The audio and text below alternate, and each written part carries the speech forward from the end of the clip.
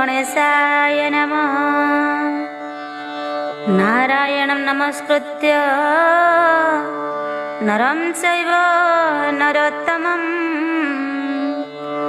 देवीं सरस्वतीं चैव ततो जयमुदीरये।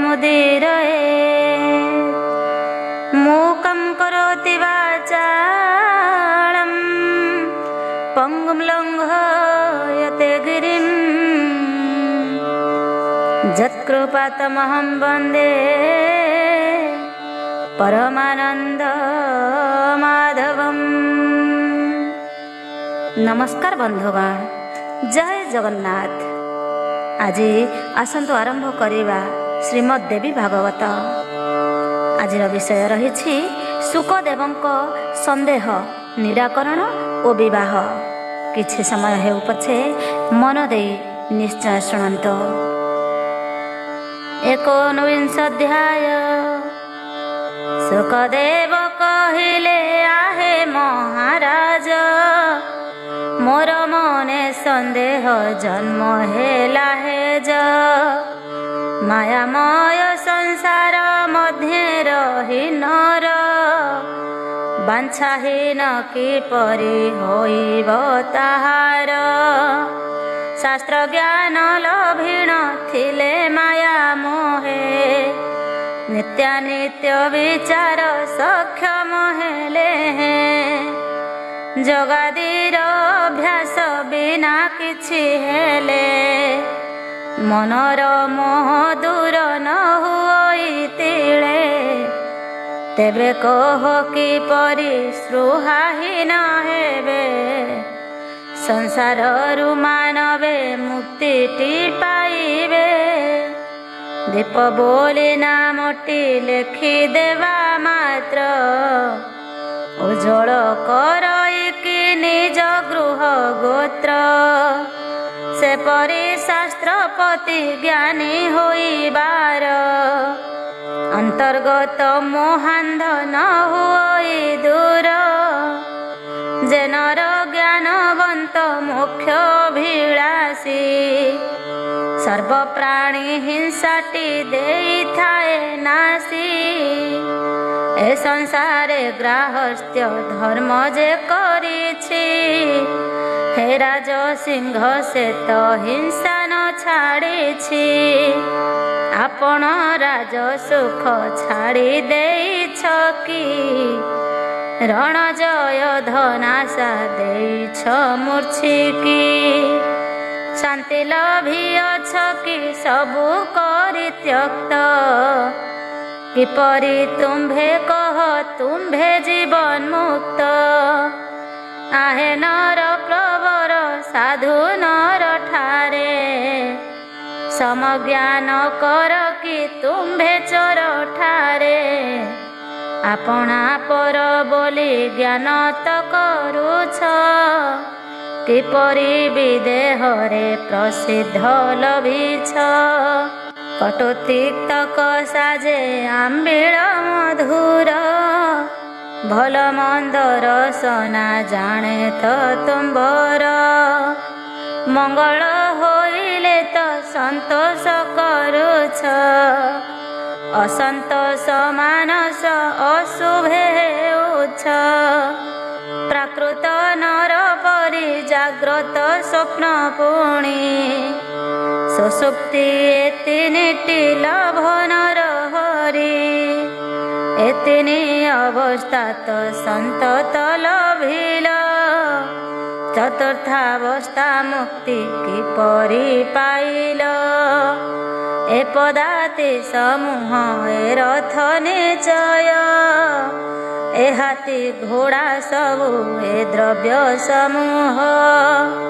ए सबु मोर बोल धीश्वर गर्व, छाड़ी कि कह हे मो पथिरे सर्व। मिष्ट द्रव्य खाइबा जानत सुंदरे, दुष्ट हुआ दुखित हुआ तो कष्टरे। फूल माळे सर्परे समदर्शी ज्ञान, ନଥିଲେ ଜୀବନ ମୁକ୍ତି କିପରି ରାଜନ। ଜୀବନ ମୁକ୍ତ ଯେ ନର ପଥରେ ଟେକାରେ, ସମଜ୍ଞାନ ସେ କରିଥାଏ ସୁବର୍ଣ୍ଣରେ। ଅଖିଳ ପଦାର୍ଥକୁ ଏକ ଆତ୍ମା ବୋଲି, ଜାଣି କରେ ପ୍ରାଣୀଙ୍କ ହିତ ବୁଲି ବୁଲି। ଜାଣି କରେ ପ୍ରାଣୀଙ୍କ ହିତ ବୁଲି ବୁଲି। ଯାହା ହେଉ ହେ ମହାରାଜ ଭାର୍ଯ୍ୟା ଗୃହେ, ମୋ ମାନସ ସନ୍ତୋଷ ନ ହେବ କେବେ। ମୋର ଇଚ୍ଛା କେବଳ ବାଞ୍ଛାହୀନ ହେବି, ନିରନ୍ତର ଏକାକୀ ସଂସାର ବୁଲିବି। ଶାନ୍ତ ଚିତ୍ତ ହୋଇବି ମମତା ଛାଡ଼ିବି, କାହାର ନିକଟରେ କିଛି ନ ମାଗିବି। କାହାର ସଙ୍ଗ ରଙ୍ଗ ଲୋଡ଼ା ନାହିଁ ମୋତେ, ଛାଡ଼ିବି ଶୀତ ଉଷ୍ଣ ସୁଖ ଦୁଃଖ ଯେତେ। ଅଯତ୍ନ ଲଭ୍ୟ ଫଳ ମୂଳ ଜଳ କିଛି, ଖାଇ ପିଇ ଜୀବନ ଧରିବି ଭାବୁଛି। ମୃଗବର ପରାଏ ଆହେ ନରବର, ଇଚ୍ଛାଚାରୀ ହୋଇବା ବାଞ୍ଛାଟି ମୋହର। ଗୁଣାତୀତ ମୋହିତ ଆହେ ମହାଭାଗ, ସଂସାରେ ଅଣୁ ମାତ୍ର ନାହିଁ ଅନୁରାଗ। ତେବେ କହ ଗୃହରେ ଧନରେ ରାଜନ, ଭାରି ଯାରେ ମୋହର କିବା ପ୍ରୟୋଜନ। ଆପଣ ଅନୁରାଗ ସମ୍ପୂର୍ଣ୍ଣ ହୃଦୟେ, ବିବିଧ ଭୋଗ ରାଗ କରି ନିଜ କାଏ। ଆପଣେ ଆପଣାକୁ ଜୀବନ ମୁକ୍ତ ଭାବ, ଧରିଛ ଦମ୍ଭ ସିନା ଅଟେ ଅସମ୍ଭବ। ଆହେ ନୃପ କିପରି ଆପଣ ନିଶ୍ଚିତ, ଶତ୍ରୁଧନ ସୈନ୍ୟରେ ହୋଇ ଚିନ୍ତିତ। ମୁନିଏ ଜିତେନ୍ଦ୍ରିୟ ପୁଣି ମିତାହାରୀ, କରନ୍ତି ବୈଖାନସ ବ୍ରତ ତପଚାରୀ। ସେମାନେ ସଂସାରକୁ ଅସତ୍ୟତା ଜାଣି, ସଂସାରୀ ମାୟାକୁ ପେ ପଡ଼ୁଛନ୍ତି ପୁଣି। କି କହିବା ତୁମ୍ଭେ ତ ସଂସାର ଆସଇ, ଭାବୁଛ ଆପଣାକୁ ଆପେ ଜୀବନ ମୁକ୍ତ। ତୁମ୍ଭେ ବଂଶ ସମ୍ଭୂତ ରାଜ ପରମ୍ପରା, ବିଦେହ ନାମ ବୋଲି ନାମ ଅଛି ପରା।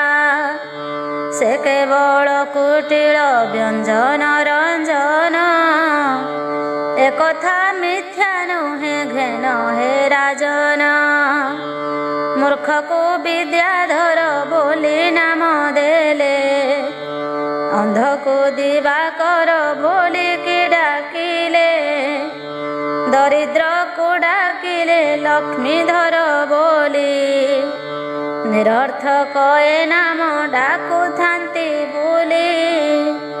ସେହିପରି ଆପଣ ଅଟ ନିରର୍ଥକ, ବିଦେହ ନାମ ଧ୍ୟେୟ ନୁହଁ ସାର୍ଥକ।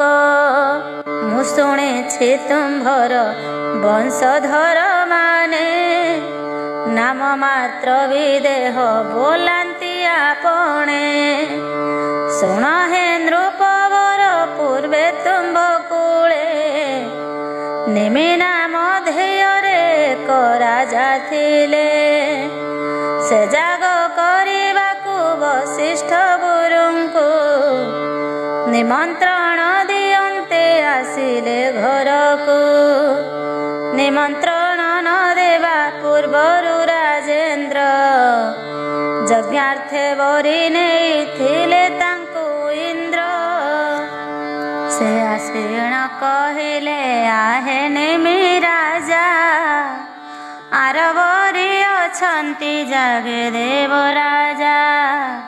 କରୁଥାଅ ଯଜ୍ଞର ବସ୍ତୁ ଆନୟନ, କରି ଶୀଘ୍ର ଇନ୍ଦ୍ରଙ୍କ ଜାଗଟି ସମ୍ପୂର୍ଣ୍ଣ ପ୍ରବେଶ ହେବି ଆସି ଆପଣଙ୍କ ଜାଗେ।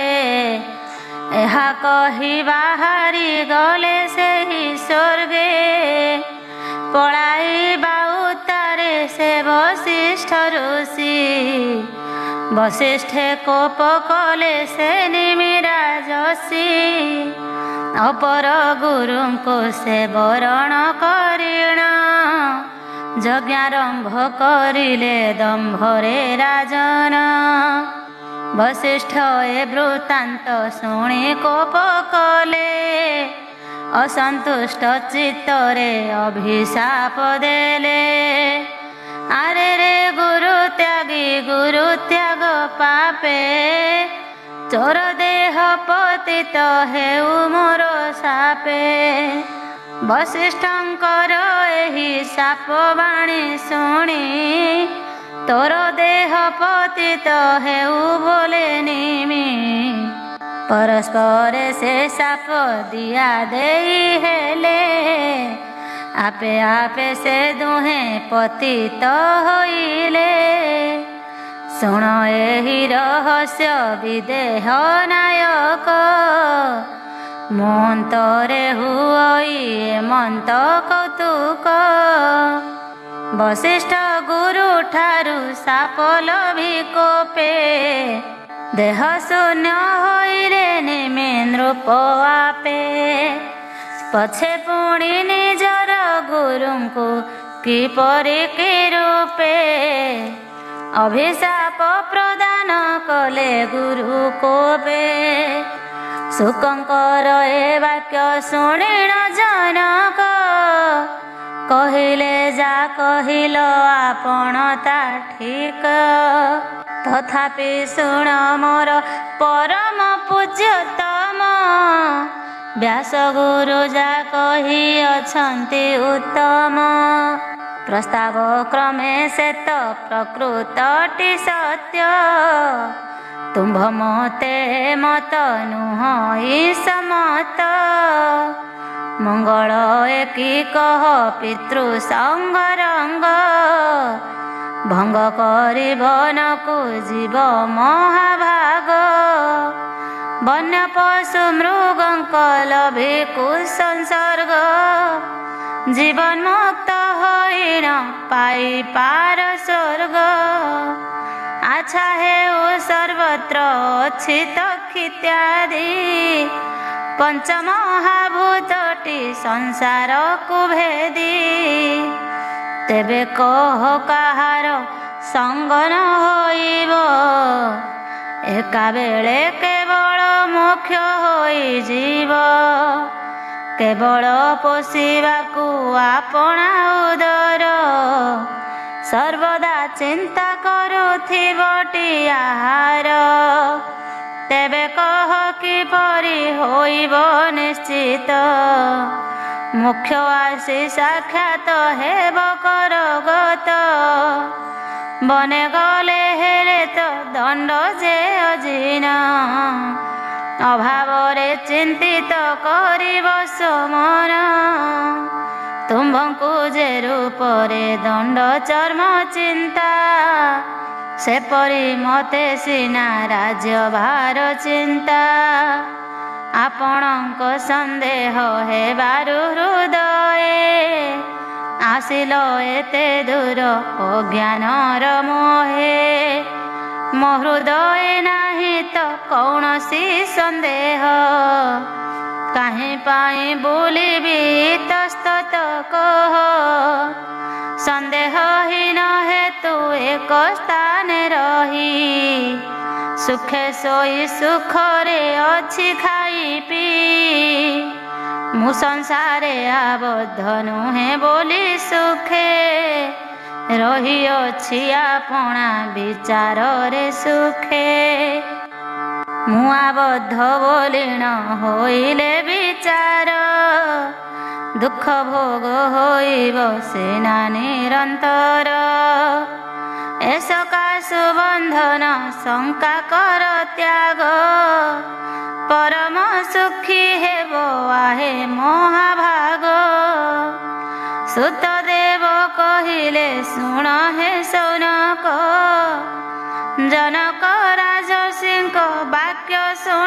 ସୁଖ। ସନ୍ଦେହ ଦୂର କରି ପ୍ରୀତ ମନା ହୋଇ ସାଧବ ସମ୍ଭାଷଣ ସାଧନ କରାଇ ସୁଖମୟ ଆରାମେ ବ୍ୟାସଙ୍କ ଆଶ୍ରମେ ଅବିଳମ୍ବେ ପ୍ରବେଶ ହେଲେ ବିନାଶ୍ରମେ। ସୁପୁତ୍ର ଆସିବାର ଦେଖି ପିତା ବ୍ୟାସ ଅନୁପମ ସନ୍ତୋଷ ଲଭିଲେ ମାନସ। ଆଲିଙ୍ଗନ କରିଣ ମସ୍ତକ ଚୁମ୍ବିଲେ କୁଶଳ ସମାଚାର ପଚାରି ବସିଲେ।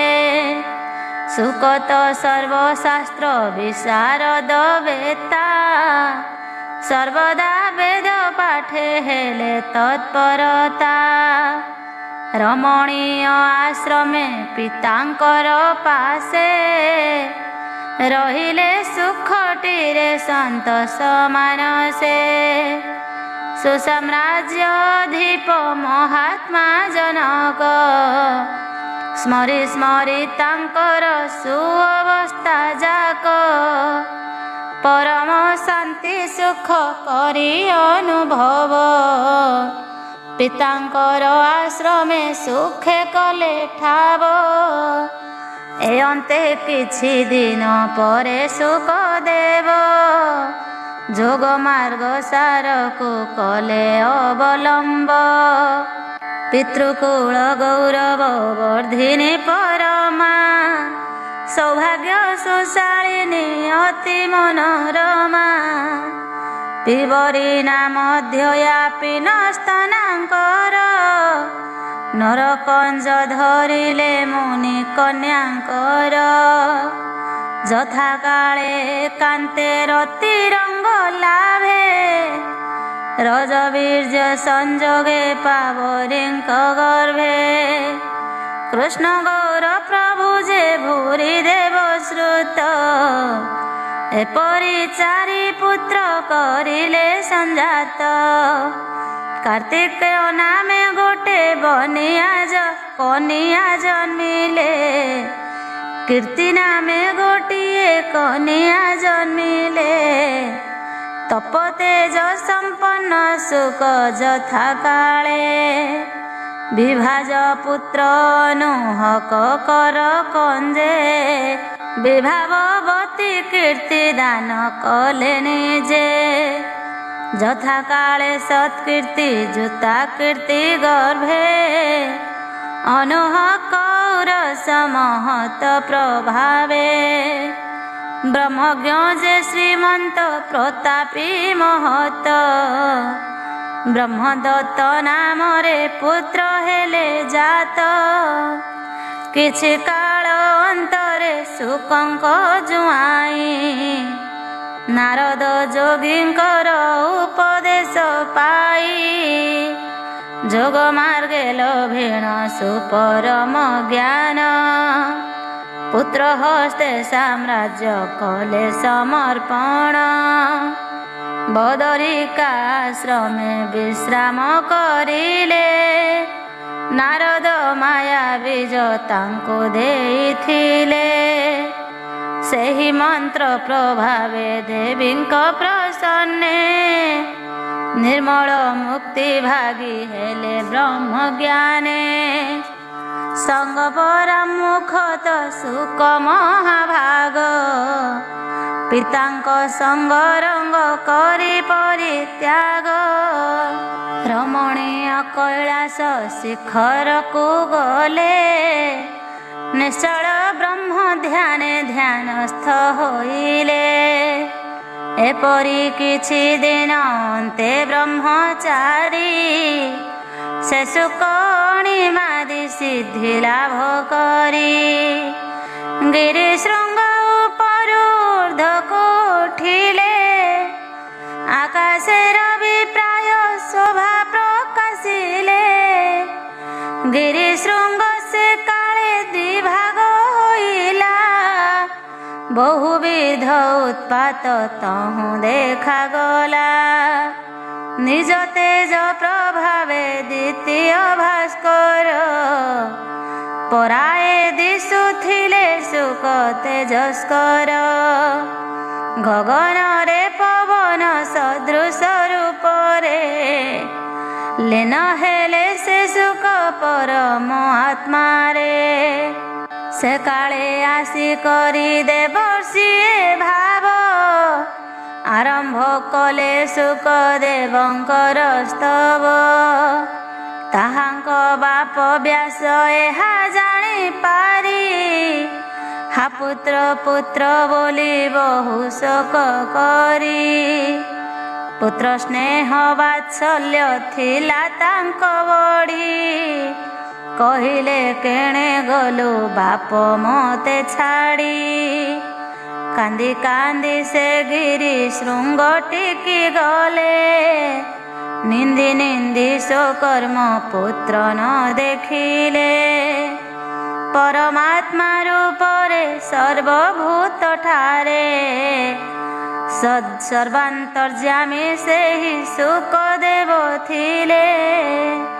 ସ୍ୱପିତାଙ୍କୁ ଦେଖିଣ ହୀନ ଭାବାପନ୍ନ ଶ୍ରମାକୁଳେ ସେ କରୁଥିଲେ ତ କ୍ରନ୍ଦନ। ପର୍ବତ ବୃକ୍ଷାଦିରୁ ପ୍ରତିଧ୍ୱନି ରୂପେ ଏ ରୂପରେ କହିଲେ ବାପଙ୍କ ସମୀପେ। ଆତ୍ମା ରୂପେ ତୁମ୍ଭର ଆମ୍ଭର ହେ ବାପ ଅଣୁ ମାତ୍ର ପ୍ରଭେଦ ନାହିଁ ତଳପ।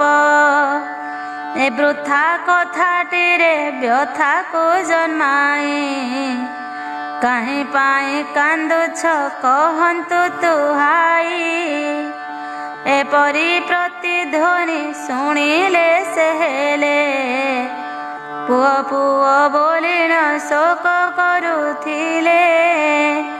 ସେ କୈଳାସ ଶୃଙ୍ଗରୁ ଅଦ୍ୟାପି ସ୍ପଷ୍ଟରେ ପ୍ରତିଧ୍ୱନି ଶୁଭଇ ସେହି ପରକାରେ।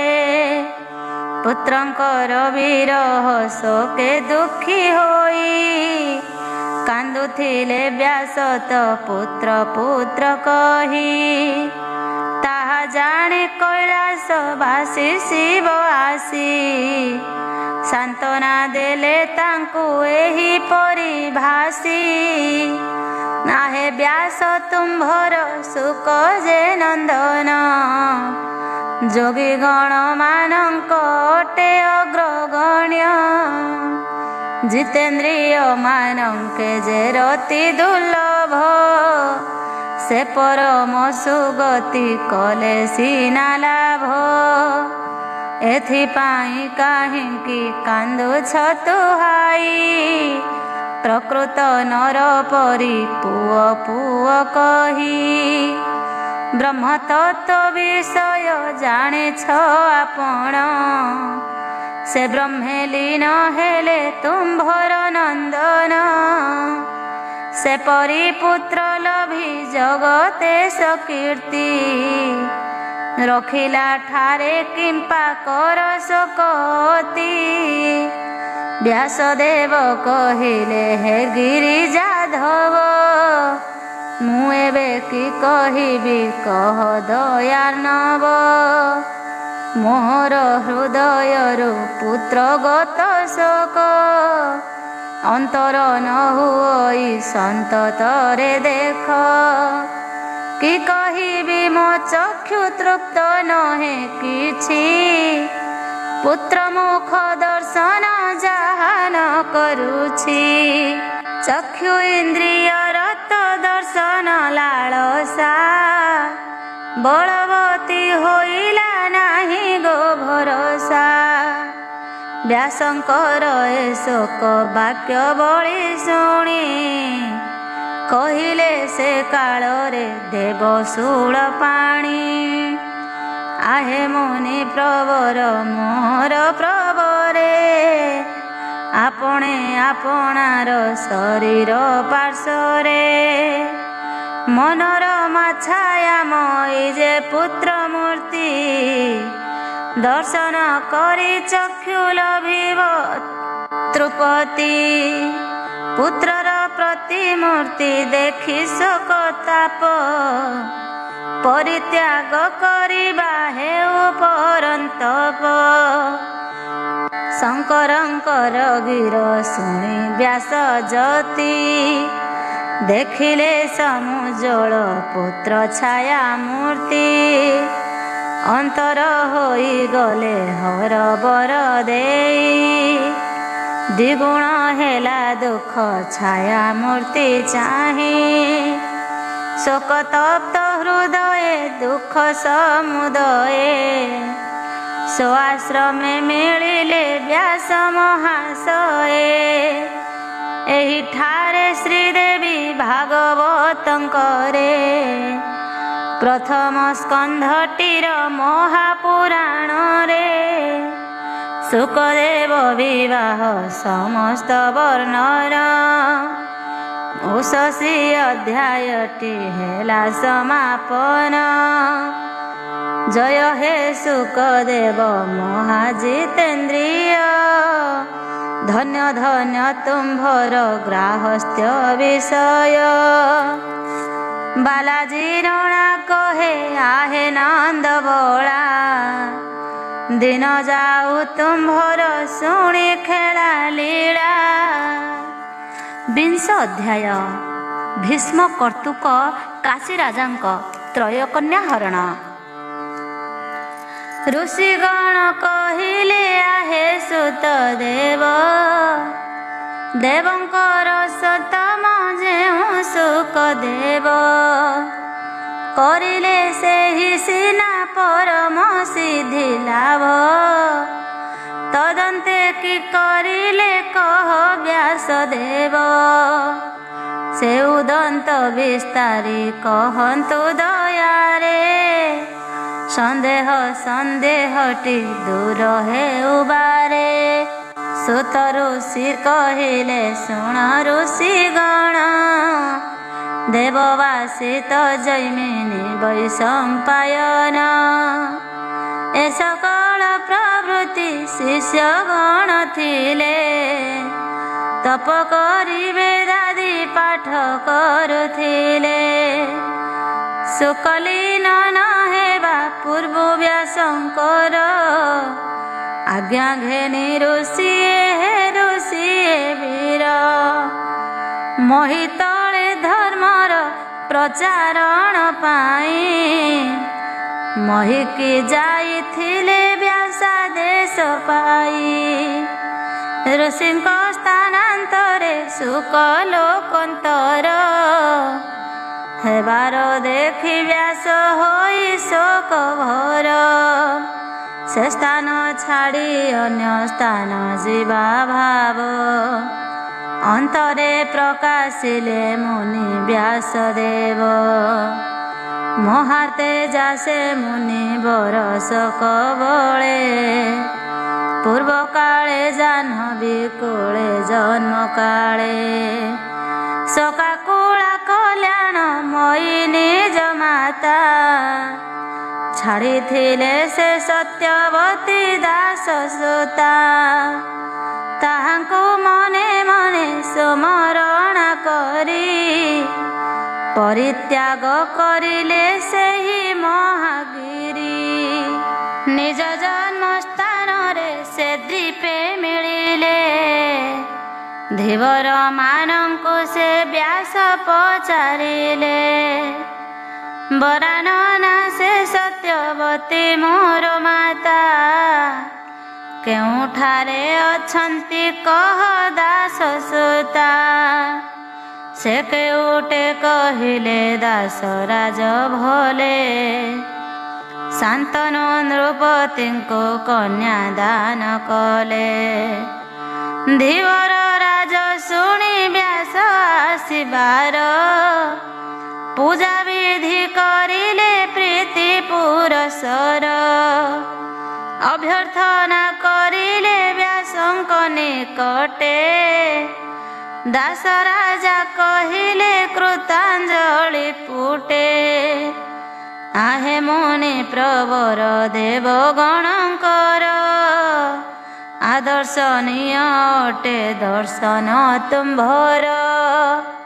କି ଭାଗ୍ୟ ଆଜି ମୋର ଲଭିଲି ଦର୍ଶନ। ଦର୍ଶନ କୂଳ ହେଲା ପବିତ୍ର ସଫଳ ଜନମ। ଆହେ ଦ୍ୱିଜ ସତମ ଏ ଅଧମନରେ କୃପା କରି ଆସିଲ କହ କି ହେତୁରେ। ମୋହର ସ୍ତ୍ରୀ ପୁତ୍ର ଯାହା କିଛି ଧନ ଏ ସମସ୍ତ ତୁମ୍ଭର ଅଟଇ ଅଧୀନ। ବ୍ୟାସଦେବ ଏପରି ଜନନୀ ଉଦନ୍ତ ଅବଗତ ହୁଅନ୍ତେ ବିଷୟ ଏମନ୍ତ। ସରସ୍ୱତୀ ନଦୀର ରମଣୀୟ ତୀରେ ଆଶ୍ରମ କଲେ ରହି ତପସ୍ୟା କଠୋରେ। ଏ ଅନ୍ତେ ଶାନ୍ତନୁଙ୍କ ବୀର୍ଯ୍ୟ କିଛି କାଳେ ସତ୍ୟବତୀ ଦୁଇଟି ପୁତ୍ର ଜାତ କଲେ। ଭ୍ରାତୃଭାବ ବିଚାରି ସେ ଦୁହିଁଙ୍କୁ ବ୍ୟାସ ପରମ ସୁଖେ କଲେ ସେ ବନରେ ବାସ। ଶାନ୍ତନୁଙ୍କ ପ୍ରଥମ ପୁତ୍ର ଚିତ୍ରାଙ୍ଗଦ ଲକ୍ଷଣବନ୍ତ ଶତ୍ରୁଗଣ ଭୟପ୍ରଦ। ବିଚିତ୍ର ଗୁଣ ପୁଣି ମହାରୂପବାନ ବିଚିତ୍ର ବୀର୍ଯ୍ୟ ଅଟେ ଦ୍ୱିତୀୟ ନନ୍ଦନ। ସର୍ବଗୁଣେ ଯାହାଙ୍କ ଭୂଷିତା ସତନ ସୁଖୀ ହେଲେ ଦୀପୁଅ ଲଭି ସେ ଶାନ୍ତନୁ। ଶାନ୍ତନୁଙ୍କ ଉରସେ ଗଙ୍ଗାଙ୍କ ଗର୍ଭରେ ଯେ ପ୍ରଥମ ସନ୍ତାନ ଜନ୍ମିଲେ ପୂର୍ବରେ। ସେ ଯେପରି ମହତ ବୀର ବଳଶାଳୀ ସତ୍ୟବତୀ ଏ ଦୁଇ ପୁତ୍ର ସେହି ଭଳି।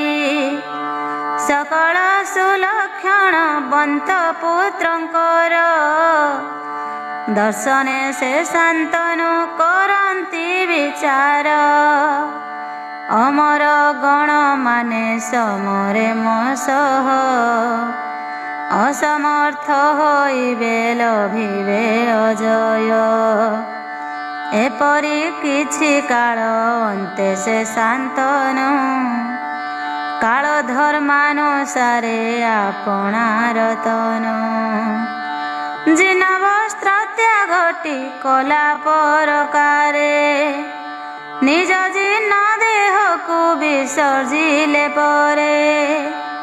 ତାହାଙ୍କ ପ୍ରେତ କାର୍ଯ୍ୟ ଦେଇ ବହୁଦାନ କରିଲେ ସମାପନ ଭୀଷ୍ମ ବୀର୍ଯ୍ୟବାନ। ସାମ୍ରାଜ୍ୟ ରାଜ୍ୟ ଭାର ଗ୍ରହଣ ନ କରି ରାଜ୍ୟରେ ଚିତ୍ରାଙ୍ଗଦେ ଅଭିଷେକ କରି। ଦେବବ୍ରତ ସେ ଦେବବ୍ରତେ ବ୍ରତୀ ହେଲେ ଦେବବ୍ରତ ନାମରେ ପ୍ରସିଦ୍ଧ ହୋଇଲେ। ପବିତ୍ରାଙ୍ଗ ଚିତ୍ରାଙ୍ଗ ସତ୍ୟବତୀ ପୁଅ ବଳବନ୍ତ ହୋଇଲେ ବୀର ମହାଶୟ।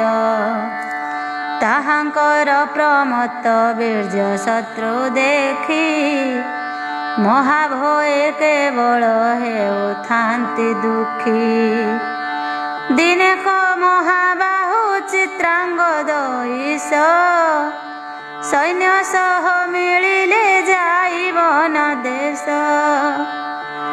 ରୁର ମୃଗ ନିଚୟ କରି ଅନ୍ୱେଷଣ କରୁଥିଲେ ରାଜନ ଅରଣ୍ୟ ଭ୍ରମଣ।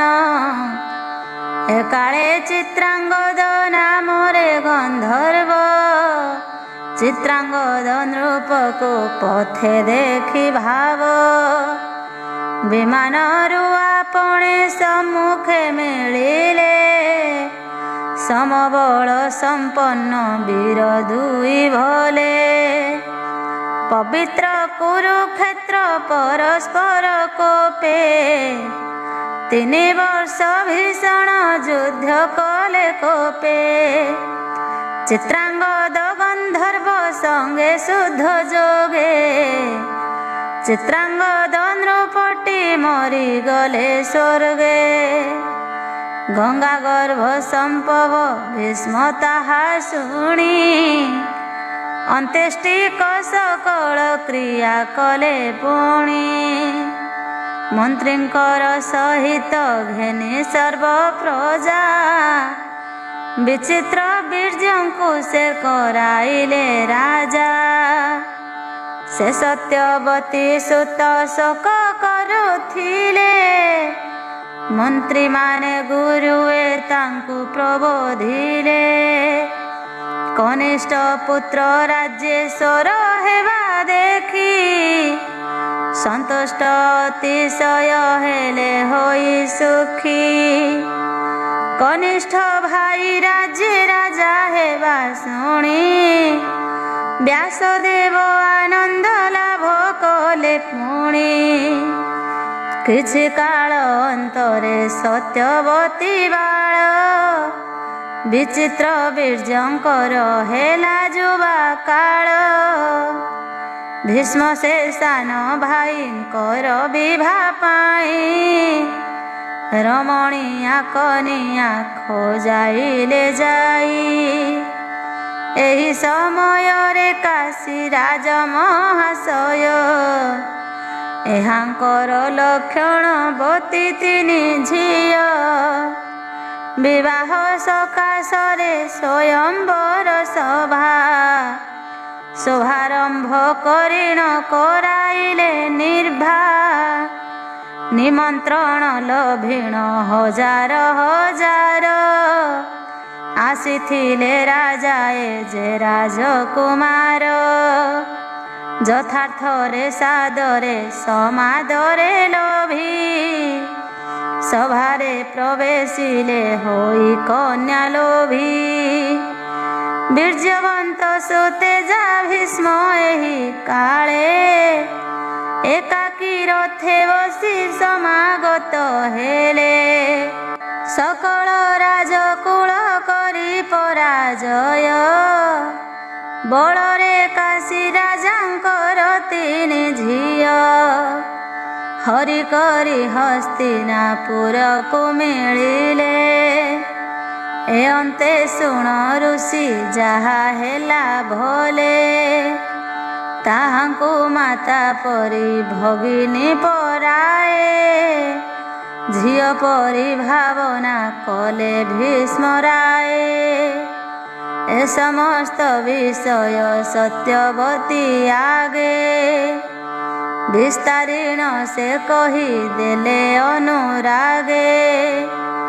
ବେଦବିଦ ଦେବଜ୍ଞ ଦ୍ୱିଜଙ୍କୁ ଅଣାଇ ବିବାହ ଶୁଭ ଦିନ ଜାଣିଲେ ଗଣାଇ ବିବାହ ସ୍ଥିର ହେଲା କଲେ ଉଦ୍ଯୋଗ ବିଚିତ୍ର ବୀର୍ଯ୍ୟଙ୍କର ସହିତ ଉଦ୍ବେଗ ଏକାଳେ କାଶୀ ରାଜ ଜ୍ୟେଷ୍ଠ ଝିଅ ଦିନେ ଗଙ୍ଗା ପୁଅ ଭୀଷ୍ମଙ୍କୁ କହିଲେ ସଲନ୍ତେ ଏକାଳେ କାଶୀ ରାଜ ଜ୍ୟେଷ୍ଠ ଝିଅ ନିଜେ ଗଙ୍ଗା ପୁଅ ଭୀଷ୍ମଙ୍କୁ କହିଲେ ସଲଞ୍ଜେ ହେ କୁଳଦୀପ ଗୁରୁବର ଗଙ୍ଗା ସୁତ ଆପଣ ତ ପରମ ଧର୍ମଜ୍ଞ ପଣ୍ଡିତ ଅଧିକ କି କହିବି ସ୍ୱୟଂବର ସ୍ଥାନେ ସାଲନ ରବରଙ୍କୁ ବରିଥିଲି ମନେ ବୋଧ ହୁଏ ସେ ମଧ୍ୟ ପ୍ରେମ ପୂର୍ଣ୍ଣ ହୃଦେ ମତେ ସେ ବରିଥିବେ ସମାନ ସମଧେ ଏ ସକାଶୁ ହେ ପରନ୍ତପ ତୁମ୍ଭ କୂଳ ଉପଯୁକ୍ତ ନ୍ୟାୟଟି କରନ୍ତୁ କେବଳ ଅଲୌକିକ ବଳଶାଳୀ ଚେତ ଆପଣ ଧାର୍ମିକ ଗଣଙ୍କର ଅଟ ଅଗ୍ରଗଣ୍ୟ ଏ ସକାଶୁ ଅଧୀନ କହେ ନାହିଁ କିଛି ବିବାହ ହେତୁ ସାଲଙ୍କୁ ମାନସେ ବରିଛି ସକୁଳ ଉପଯୁକ୍ତ ନ୍ୟାୟ ଅନୁସାର ଆପଣଙ୍କ ଯା ଇଚ୍ଛା ହୁଏ ତାହା କର। କାଶୀ ରାଜା ଜ୍ୟେଷ୍ଠା ତନୁଜା ଲଜ୍ଜା ବଳେ, ଏହିପରି କହିଲେ ସେ ବିବାହ କାଳେ। ଗଙ୍ଗା ଗର୍ଭ ସମ୍ଭବ ଧର୍ମିଷ୍ଠ ପ୍ରବର, କୁରୁବର କୁମର ଭୀଷ୍ମ ବୀରବର।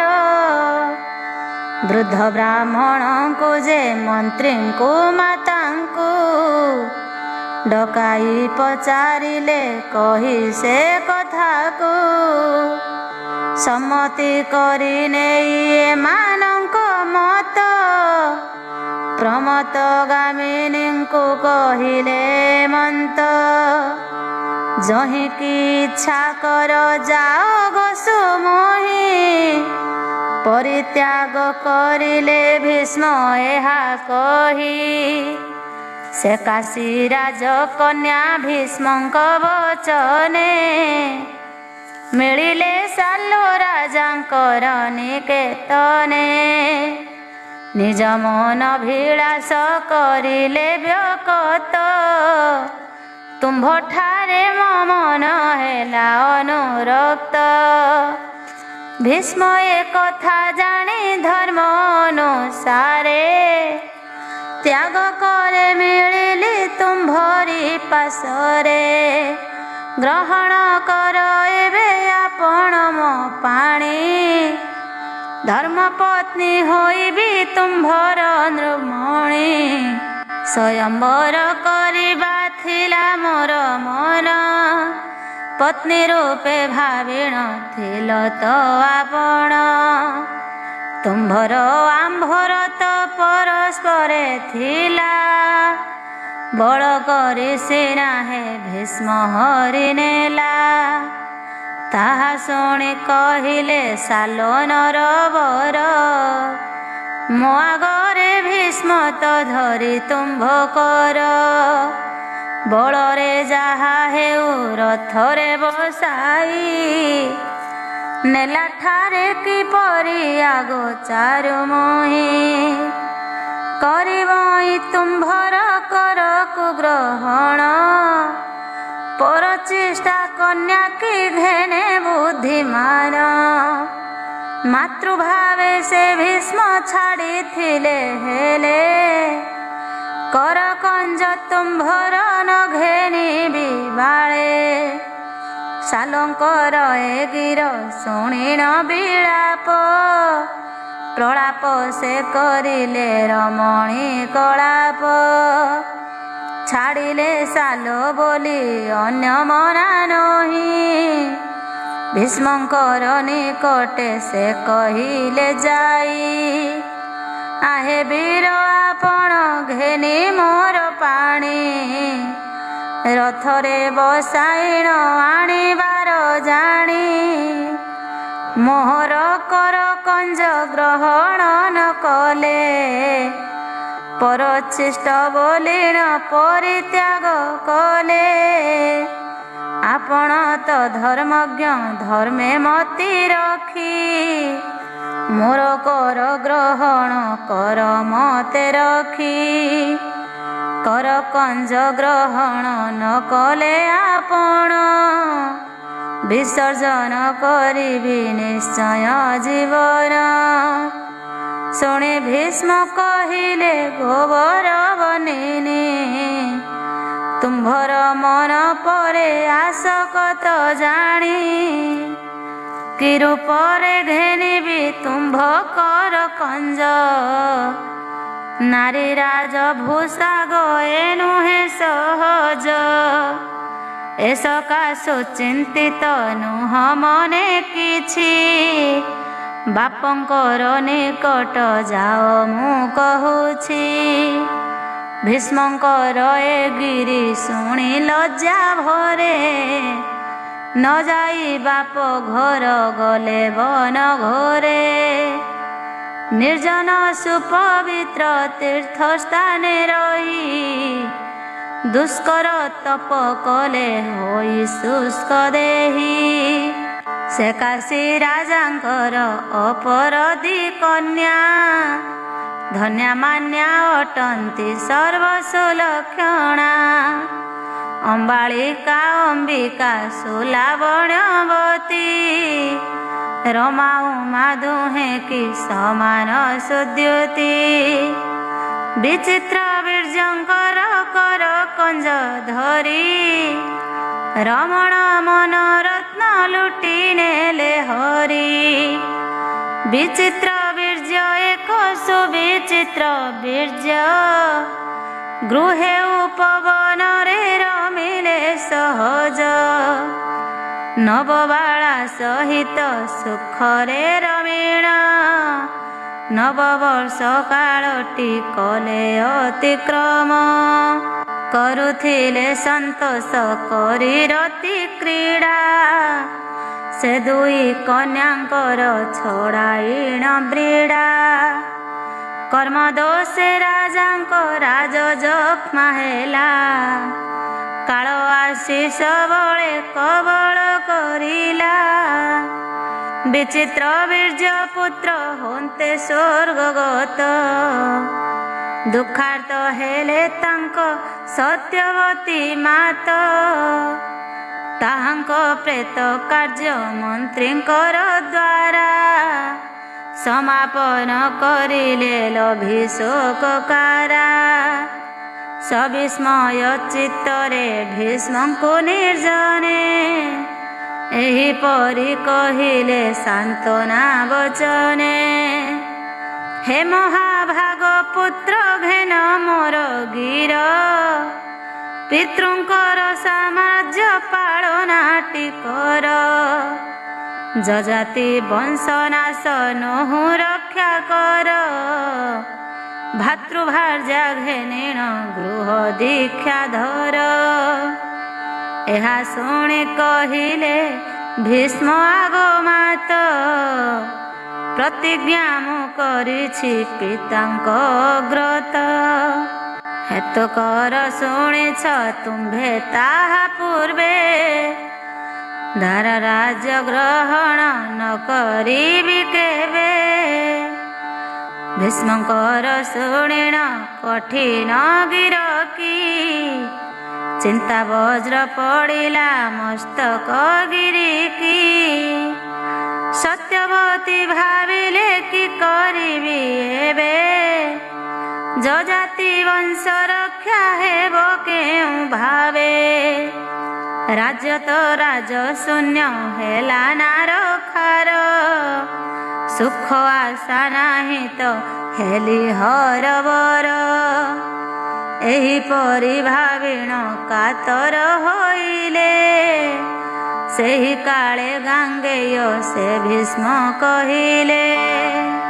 କିଛି ଚିନ୍ତା ନ କର ଏ ଉପାୟ କର, ବିଚିତ୍ର ବୀର୍ଯ୍ୟଙ୍କର କ୍ଷେତ୍ରଜ କୁମାର। ଜନ୍ମିବ ଯେ ରୂପରେ କର ସେ ବିଧାନ, ଏ ଉପାୟ ବିନାଟି କିଛି ନୁହେଁ ଆନ। ସକୁଳ ଜାତ ଯେଉଁ ଦ୍ୱିଜଙ୍କୁ ଅଣାଅ, ତୁମ୍ଭ ବଧୂ ଦୁହିଁଙ୍କୁ ତାହାଙ୍କୁ ମନାଅ। ରଜେ ବୀର୍ଯ୍ୟ ଯୋଗରେ ଆତ୍ମଜ ଜନ୍ମିବ, ସେହି ଏକା ତୁମ୍ଭର ବଂଶଟି ରଖିବ।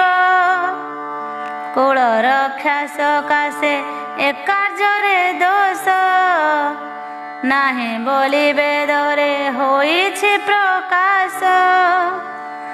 ଏହିପରି ପ୍ରପୌତ୍ର କରାଇ ଜନମ, ରାଜ୍ୟଭାର ତାହାଙ୍କୁ କରନ୍ତୁ ପ୍ରଦାନ।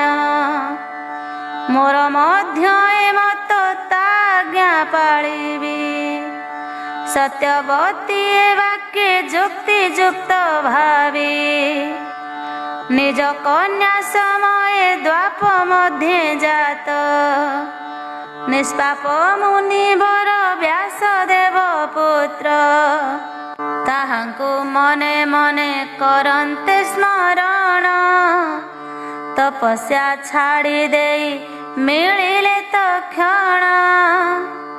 ପ୍ରଭାକର ପ୍ରଭାକୁ ଶୋଭାରେ ଛପାଇ ମାତାଙ୍କର ଚରଣ ପ୍ରଣମିଲେ ଯାଇ ଭୀଷ୍ମ ବ୍ୟାସଦେବଙ୍କୁ କରିଲେ ପୂଜନ ସତ୍ୟବତୀ ମାତ ହିଁ କଲେ ସମ୍ମାନନ ଧୂମହୀନ ପ୍ରଜ୍ୱଳନ ଜଳନ ପରି ଉଭା ହେଲେ ଶୋଭାରେ ବ୍ୟାସ ତପଚାରି ସତ୍ୟବତୀ କହିଲେ ରେ ବର କୁମାର ଆରେ ବାପ ତୁ ଏବେ ମୋର କଥା କର ବିଚିତ୍ର ବୀର୍ଯ୍ୟଙ୍କର କ୍ଷେତ୍ରେ ନିଜ ବୀର୍ଯ୍ୟେ ସୁନ୍ଦର ଆତ୍ମଜଙ୍କୁ ଜନ୍ମା ସହଜେ ବ୍ୟାସଦେବ ମାତାଙ୍କ ଏ ବାକ୍ୟକୁ ଶୁଣି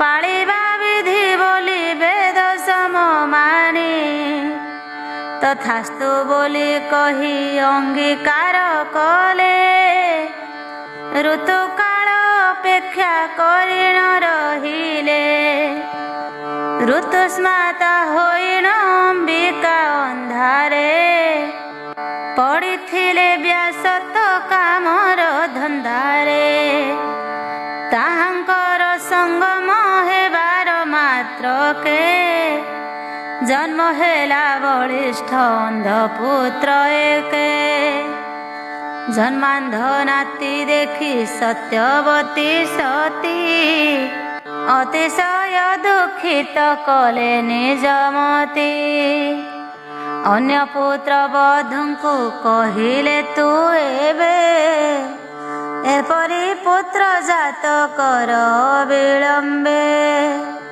ସେ ଅମ୍ବାଳିକା ମଧ୍ୟ ଋତୁ ସ୍ନାନ ଅନ୍ତେ ରାତ୍ରିରେ ବ୍ୟାସ ସହ ସଙ୍ଗମ କରନ୍ତେ ଗର୍ଭ ଧରି ପ୍ରସବ କରିଲେ ନନ୍ଦନ ସେ କେବଳ ନିତାନ୍ତ ପାଣ୍ଡୁର ବରନ ରାଜ୍ୟଭାର ଗ୍ରହଣ ଯୋଗ୍ୟ ଜାଣିଣ ସେ ସତ୍ୟବତୀ ପତିବ୍ରତାଙ୍କ ଭୂଷଣ ସର୍ବଶେଷେ ପୁତ୍ର ସକାଶ ବ୍ୟାସ ସହ ପୁତ୍ରବଧୂ ମେଳନେ ବୋଳାଇ ଉତ୍ସାହ ବ୍ୟାସଙ୍କୁ ଡକାଇଣ ସମସ୍ତ ବତାଇ ସନ୍ତାନାର୍ଥ ପ୍ରାର୍ଥନା କରିଲେ ତୁହାଇ ରଜନୀ କାଳେ ରତି ମନ୍ଦିର ଯିବାକୁ ସାଦରେ ଆଜ୍ଞା ଦେଲେ ସୁପୁତ୍ର ବଧୂଙ୍କୁ ଭୟ ପାଇ ସେ ପୁତ୍ର ବଧୂଟି ନ ଯାଇ ପଠାଇଲେ ଦାସୀଙ୍କି ଗୁପତେ ବତାଇ ସେ ଦାସୀର ଗର୍ଭରେ ଧର୍ମଙ୍କ ଅଂଶରେ ବ୍ୟାସଙ୍କର ବୀର୍ଯ୍ୟରେ ଶୁଭ ସକାଶରେ ମହାତ୍ମା ବିଦ୍ୱଦବର ବିଦୁରେ ଜନ୍ମିଲେ ଏପରି ବ୍ୟାସଦେବ ବଂଶ ରକ୍ଷା କଲେ ଜନ୍ମାନ୍ଧ ଧୃତ ରାଷ୍ଟ୍ର ପାଣ୍ଡବ ବିଦୁର ଏପରି ତିନି ପୁତ୍ର ହେଲେ ମହାବୀର ହେ ନିଷ୍ପାପ ଋଷି ହେ କହିଲି ସକଳ ସର୍ବଧର୍ମ ମର୍ମଜ୍ଞ ବ୍ୟାସଙ୍କର କୂଳ ମୋର ଗୁରୁ ଯେ ରୂପେ ବଂଶ ରଖିଛନ୍ତି କହିଲି ତ ଶୁଣିଲ ଆହେ ଋଷିପନ୍ତି ନିଜ ଭାଇ ବିଚିତ୍ର ବୀର୍ଯ୍ୟଙ୍କ କ୍ଷେତ୍ରରେ ବଂଶ ରକ୍ଷା କରିଲେ ଧର୍ମ ଅନୁସାରେ ଶୁଣିଲ ସୁବିଚିତ୍ର କରିଲି କୀର୍ତ୍ତନ ପ୍ରଥମ ସ୍କନ୍ଧ ହେଲା ଏଠାରେ ସମ୍ପୂର୍ଣ୍ଣ ଏହିଠାରେ ଶ୍ରୀଦେବୀ ଭାଗବତଙ୍କରେ ମନୋହର ପୁରାଣ ପ୍ରଥମ ସ୍କନ୍ଧରେ ଅଷ୍ଟାଦଶ ସହସ୍ର ସଂହିତା ସ୍ପଷ୍ଟରେ ବ୍ୟାସଙ୍କ ବଂଶ ରକ୍ଷା ପ୍ରସ୍ତାବ କ୍ରମରେ 20ଟି ଅଧ୍ୟାୟ ହେଲା ସମାପନ। ପଢ଼ିବା ମାତ୍ରେ ପଡ଼ିଯିବଟି ବୃଜିନ। ଯୋଡ଼ିକ କର ଯୋଡ଼ି ଭକ୍ତି ବିନଏ ପଢ଼ି କରି ଦେବୀଙ୍କ ଶ୍ରୀ ପଙ୍କଜ ପାଏ। ପଢ଼ି ସ୍ତବ ଜଣାଏ ଗ୍ରନ୍ଥଙ୍କର ପୂର୍ଣ୍ଣ ଜଗତ ଜନନୀ ଗୋ କରଇ ପ୍ରଣାମ। ଫେଡ଼ି ଦିଅ ବାଲାଜୀ ରଣାର କଷଣ ତଡ଼ି ଦେଇ ସମନ ଦଣ୍ଡ ଯେ କଠିନ।